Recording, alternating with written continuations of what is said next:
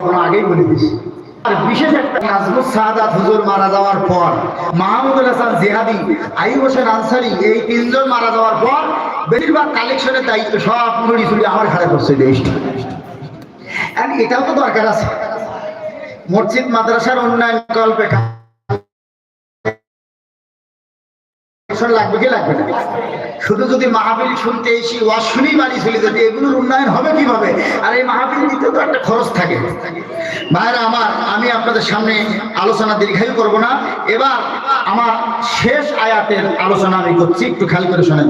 আল্লাহ রাব্বুল আলামিন বললেন, লাহুম মা ইয়াশাউনা ইনদা রাব্বিহিম, আল্লাহু আকবার, যালিকা জাযাউল মুহসিনিন। কার কথা? আল্লাহ রাব্বুল আলামিন বললেন, যারা মুত্তাকি হয়ে যাবে, যারা কোরআন মানবে, হাদিস মানবে, রাসূল মানবে, তারা কি হবে? মুত্তাকি। এই মুত্তাকি যারা হবে, হয়ে যাবে, আল্লাহ পাকের কাছে যারা মুত্তাকি হিসাবে চিহ্নিত হয়ে যাবে, প্রমাণিত হয়ে যাবে, আমার আল্লাহ রাব্বুল আলামিন তাদের সম্পর্কে বললেন, লাহুম মা ইয়াশাউন।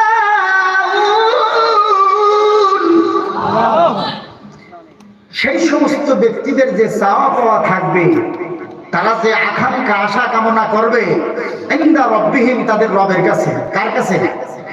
আপনি আমি যখন একটা ভালো জায়গায় পৌঁছে যাব, আল্লাহ পাক রব্বুল আলামিন বলবেন, বান্দা, ও আমার মুমিন বান্দা, মুত্তাকি বান্দা, তুমি আমার কাছে কি চাও? সুবহানাল্লাহ। আমরা যা চাইবো আমার আল্লাহ বলবে তোমার জন্য তাই রেডি আছে। সুবহানাল্লাহ, আমরা কেন সুবহানাল্লাহ। ভাইরা আমার, বাপজানেরা আমার, আল্লাহ পাক রব্বুল আলামিন আমাদেরকে উত্তম পুরস্কারে ভূষিত করবেন। যালিকা জাযাউল মুহসিনিন।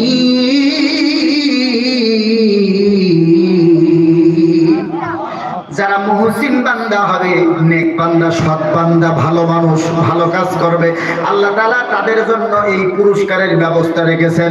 একবার জোরে জোরে কান সুবহানাল্লাহ। بسم الله الرحمن الرحيم. قال النبي صلى الله عليه وسلم, إن الله لا ينظر إلى صوركم وأموالكم ولكن ينظر إلى قلوبكم وأعمالكم، أو كما قال النبي صلى الله عليه وسلم. وفي رواية قال النبي صلى الله عليه وسلم, من بنى لله مسجدا بنى الله له بيتا في الجنة، أو كما قال النبي صلى الله عليه وسلم. একবার জোরে জোরে কোন মারহাবা।